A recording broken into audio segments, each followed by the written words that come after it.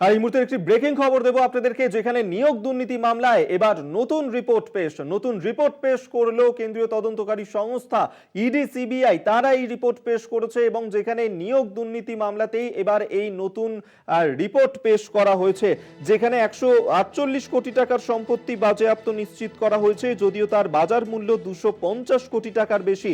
সাম্প্রতিককালে বাজেয়াপ্ত করা দুটি সম্পত্তি এখনো নিশ্চিত হয়নি, এমনটাই কিন্তু জানানো হয়েছে ইডির তরফে। আপনাদেরকে জানিয়ে রাখবো যে নিয়োগ দুর্নীতি মামলায় এই নতুন রিপোর্ট পেশ করেছে, এটা আদালতের নজরদারিতেই তদন্ত হচ্ছে, এমনটি কিন্তু মন্তব্য করেছেন বিচারপতি অমৃতা সিনহা।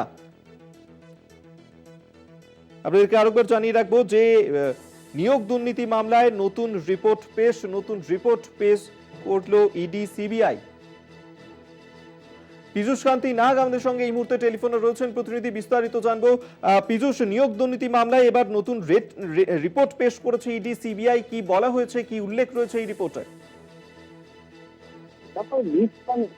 মামলায় একটি রিপোর্ট ইডি এবং সিবিআই এর তরফ থেকে পেশ করা হলো এবং সেই রিপোর্টে উল্লেখ করা হয়েছে যে সম্পত্তি বাজেয়াপ্ত করা হচ্ছে বাড়ছে এবং সেখানে অফিসের কর্মকর্তায় সহ বিভিন্ন ব্যক্তিদের ওই কর্মরাজ্যে যে সম্পত্তি বাজেয়াপ্ত করা হয়েছে তার মূল্য প্রায় 250 কোটি টাকার মতো কাছাকাছি হবে।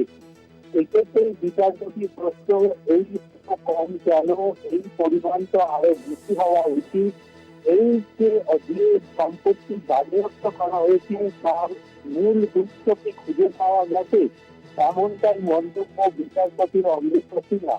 পাশাপাশি বিচারপতি এও মন্তব্য করেছেন যে তার কাছে বেশ নির্দিষ্ট খবর রয়েছে যে ইডি অফিসাররা এই তদন্তের ক্ষেত্রে যা তারা মনোভাব দেখাচ্ছে, কিছু কিছু অফিসার কয়েকজন ব্যক্তি তদন্ত করছে না, অর্থাৎ তাদের জিজ্ঞাসাবাদ করছে না, জিজ্ঞাসাবাদের বাইরে রাখছে এবং এর পেছনে কারণ সেই বিষয়টাও তিনি তারা জানেন না। কিন্তু আদালতের নজরদারিতে যেহেতু তদন্ত চলছে, তাই আদালত কিন্তু এই বিষয়ের ওপর তীক্ষ্ণ নজর রাখছে, এই এমনটাই মন্তব্য করে ইডির আইনজীবী অর্থাৎ বিজেপিকে তিনি সতর্ক করল আদালত।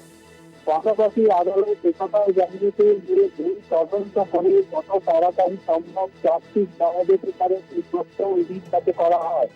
কিন্তু ইডি তার উত্তরে জানায় যে তারা যখন তদন্ত করছে প্রতিটি তদন্তের নতুন নতুন ক্ষেত্র উঠে আসছে, ফলে উন্নত অবস্থায় তদন্তের কাজ শেষ করার ক্ষেত্রে কিছুটা অসুবিধার সৃষ্টি হচ্ছে, তাই তারা আরো কিছু সময় আদালতের কাছে প্রার্থনা করছে। এরপরে বিচারপতি জানিয়ে দেন আগামী 30 জুলাই এই মামলার শুনানি হবে। তবে এদিন রাজ্যের পক্ষ থেকে একটি রিপোর্ট জমা দেওয়ার কথা ছিল, সেই রিপোর্ট জমা না দেওয়ার সেদিনকে কিন্তু রাজ্যের পক্ষ থেকে সেই রিপোর্ট জমা দেওয়ার নির্দেশ দিয়েছেন বিচারপতি অমৃতা সিনহা। বেশ, আমাদের ধন্যবাদ তোমায়। পীযূষ কান্তি নাগ আমাদের সঙ্গে টেলিফোনে ছিলেন প্রতিনিধি।